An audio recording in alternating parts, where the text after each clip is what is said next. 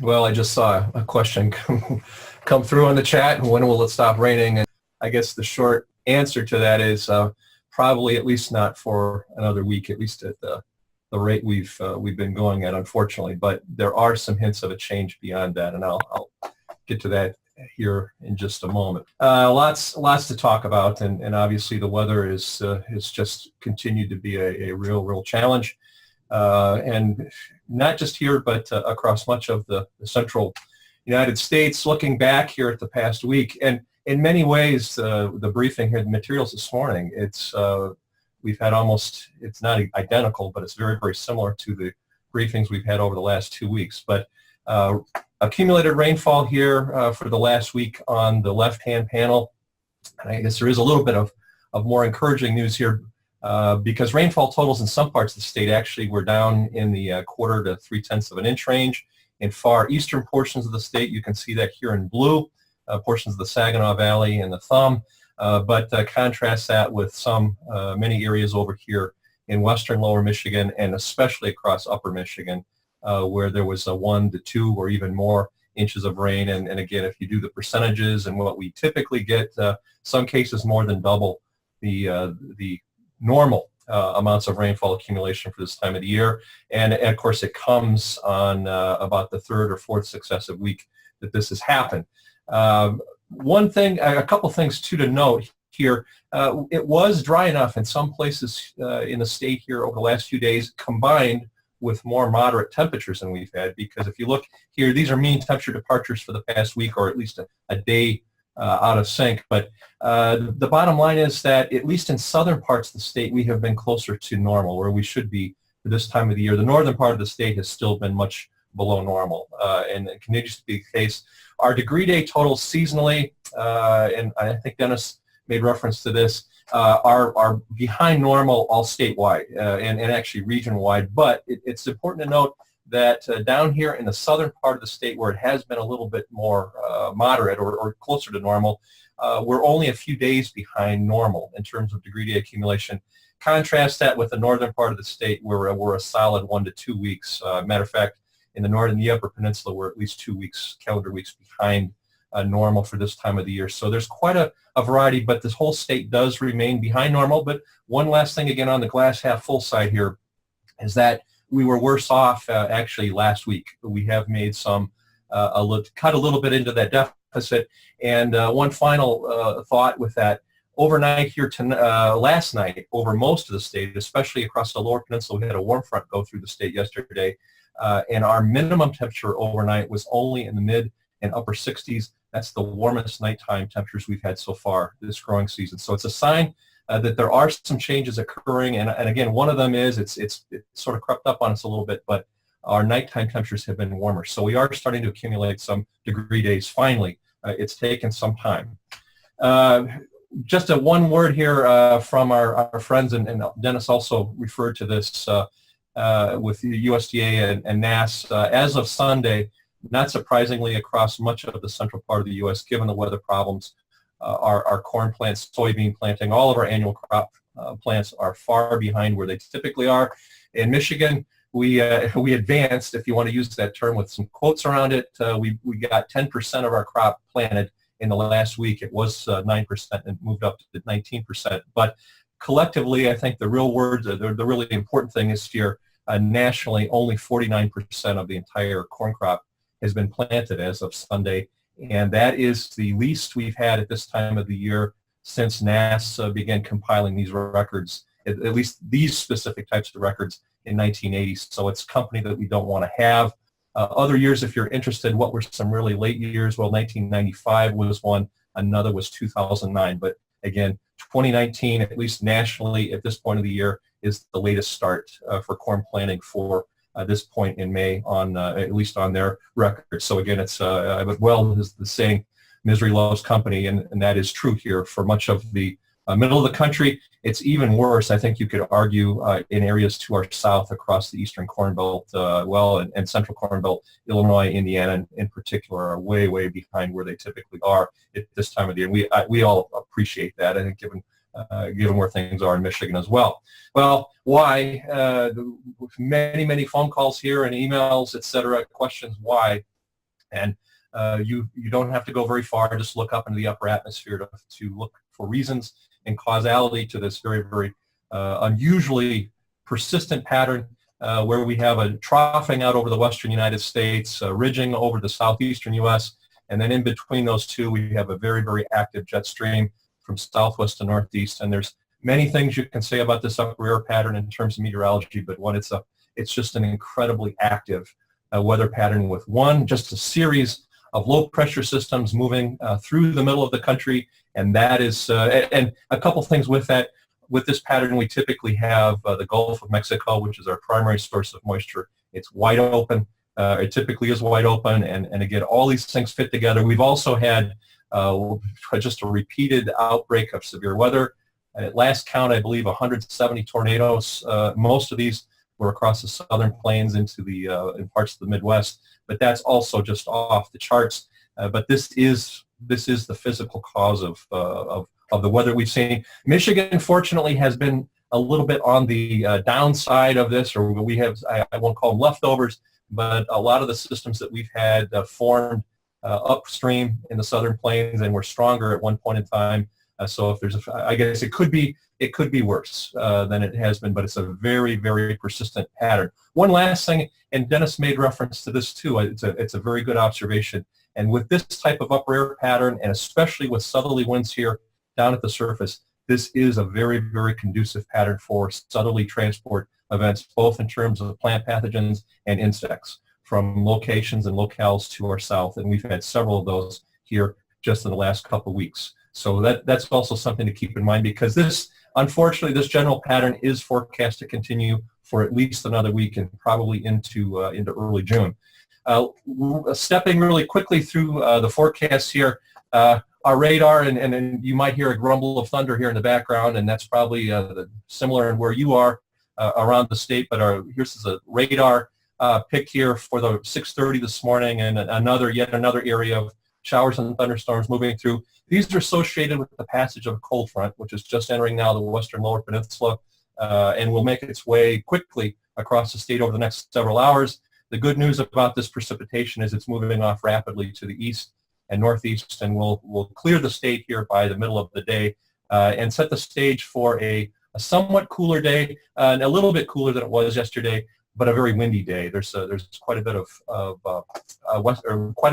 pressure gradient behind this, so we should see winds out of the west or west-northwest here in most of the state, 20, 25 miles per hour, probably some gusts above 30 before it settles down here tonight. But that's where things are now. There's another system you can see here out waiting in the wings, another of this series, and that's where we're headed next. This is forecast for tomorrow, and you can see the next weather system, next low pressure system out here across the northern plains to our west. Another warm front. This is just a repeated pattern over and over again. We saw it actually over the last 24 hours. We're going to see it again by late tomorrow. The threat of rain once again starting from the southwest and far western parts of the state, spreading northeast overnight Friday, into Saturday. And this is Saturday morning. You can see that the warm front has made its way through, and that's what's going to set off some of the precipitation, and then another cold front off to our west that will make its way across the state by late in the day on Saturday. Probably 1/4 to 1/2 inch amounts with this particular system. And then finally, it looks looking the Memorial Day weekend here, Sunday will probably be drier, although there will be some lingering threat of showers in the far southern part of the state. I think most of the state will be dry on Sunday. The next chance for rain after Friday night, Saturday, looking like late Monday or Tuesday, and this is another weather system just like this. It will be probably an extended event with at least one or possibly two chances in that late Monday into Wednesday time frame. So the active weather pattern continues. What's in the rain gauge here? The next week, or what's forecast to be in the gauge. And this, I actually had to do a double take. I was looking at last week's. I usually show these 7-day accumulations, and last week's was virtually identical to this one. Similar pattern with the lowest forecast precipitation totals across the eastern sections, 1/2 to about 3/4 of an inch forecast over the eastern lower peninsula, increasing to more than an inch, in some cases more than 1.5 inches, almost 2 inches here across west central and southwestern lower Michigan. And also, again, in that notes about the region as a whole, look it out here to our southwest over portions of the central and western Corn Belt. In some cases, more than 3 inches of rain forecast. Now, some of that is occurring right now as we speak, and will be occurring Saturday or Friday, Saturday time frame. But some of this is also that system I mentioned for next week. But again, more water and more delays, unfortunately, are probably coming here during the upcoming week. Well, let's move quickly into the middle range here, out to the 6 to 10 day outlook. This is the forecast jet stream, and again, it's not much different than what I showed at the very beginning. That's the southern branch of the jet stream here, still showing the similar pattern, but there are some hints of a change, and I'll get to that one next. With this pattern, though, for the 6 to 10 day outlook for the last few days of May, you can see normal to below normal mean temperatures forecast, but there's warmer than normal weather not too far away, and that shows up in some of our extended outlooks. But the big news is continued active storm track, and with that, above normal precipitation totals, a very strong bet here for really for the last full week of June. But beyond that, there are some hints in that first week of June. This is a forecast upper air pic here, or image, for the beginning of June, and it indicates, well, a couple things. One is a gradual de-amplification of the pattern, which means more west to east flow rather than the north and south flow, which is where we've been for much of the last few weeks. That's notable. The other one is that there are some colder temperatures aloft here, a little bit of troughing across the eastern part of the country. That's different than what we have seen recently. Remember, the troughing has generally been out west. So collectively, these things, I think, are pointing to a little bit of a hint of a change, and at least in the jet stream pattern, to something different. And again, time-wise, it's looking like that first week of June or so when that might take place. Beyond that, and this is reflected somewhat in our 3 to 4 week outlook. This was issued last Friday afternoon, but I think it is picking up on the same pattern that you just saw, and that shows an area of cooler than normal temperatures off to our west, out over the Great Plains and western Corn Belt. Remember that because it shows up at a lot of our long lead outlooks. And then, and for a big change, it's been a while since we have seen this, it actually suggests drier or below normal precipitation totals here for the Ohio Valley up into the Great Lakes for this first 2 weeks of June. We'll see. A lot's going to have to change from where we are right now, but at least, again, a hint of a change that's there. Going beyond, we have a new collection of long lead outlooks that were issued at the end of last week by the Climate Prediction Center. And for the month of June, note that it's a very similar pattern to what we just saw in the 8 to 14 day outlook. Cooler than normal here out over the Great Plains, and there's one major reason for that, and that is this is a reflection of all of the rainfall that's occurred here over the last couple of months, and the fact that it just takes massive amounts of energy to evaporate water in these wet landscapes. And wet landscapes doesn't do it justice. We're at the 99th percentile for soil moisture in many of these locations. It's the wettest it's been at this time of the year, or at least in the last several decades. And as a result of that, the Climate Prediction Center is saying, you know what, even if we have normal or even warmer than normal weather, all of that water is going to take a lot of energy to evaporate, and that is the result of that. Michigan here officially in the EC, or equal chances category, with no direction for mean temperatures or for precipitation. I think that's also significant. Wetter than normal here out over the plains, and some of that's also related to the very wet soils and wet landscape out there. Beyond that, there's another factor in our long lead outlooks, and that is El Nino. And we've talked about this. An El Nino event, a weak El Nino event, began last fall, and it's continued up to the present. But interestingly, it is forecast to persist through our growing season. And actually, if you look at the forecasts out into the upcoming winter of 19/20, and these are warmer than normal temperatures out in the equatorial Pacific. Almost all of the model guidance suggests that it may not be a strong El Nino, but still an El Nino event. And in terms of probability, the outlook here is suggesting at least 50 to 60% chance that we will continue in El Nino. The very little chance of the blue here is a La Nina, the other phase of the El Nino Southern Oscillation. The only other reasonable choice here is neutral conditions, which is really neither El Nino or La Nina, but basically it says that the warm sea surface temperatures in the equatorial Pacific will likely continue, and that is linked with our long lead outlooks for the remainder of the summer. During El Nino events, we typically see above normal precipitation, sometimes a little normal to below normal temperatures over portions of the Midwest, and that's what our forecasts call for. This is the new outlook for June through August, our summer outlook. And once again, Michigan here in between areas of cooler than normal weather off to our west and warmer than normal weather to our east. So we're sort of right in between that. Even if you look at the map, some of Michigan's even included in this a little bit elevated chances of warmer than normal.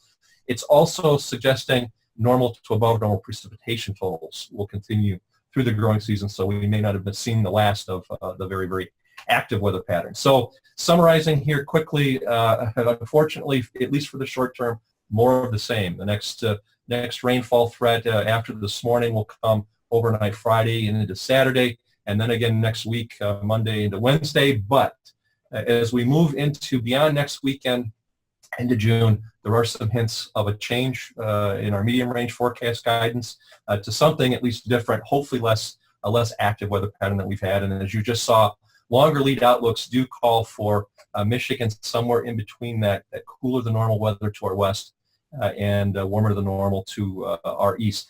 And one last thing I'll try to have next week some statistics, because one thing that we do know about Michigan and the Great Lakes region is that when we do develop deficits or surpluses of growing degree days early in the season, in the spring season, especially when we get through the month of May, that more often than not, those are there at the end of the season. So something to think about, at least in terms of maturity, and for those that are going to be scrambling to get crops planted, we always have this to some extent, but this year it's even going to be more important as to how long a growing season we have. But typically, statistically, the deficits that we've incurred already probably statistically will be around in some effect, better odds than not by the end of the season.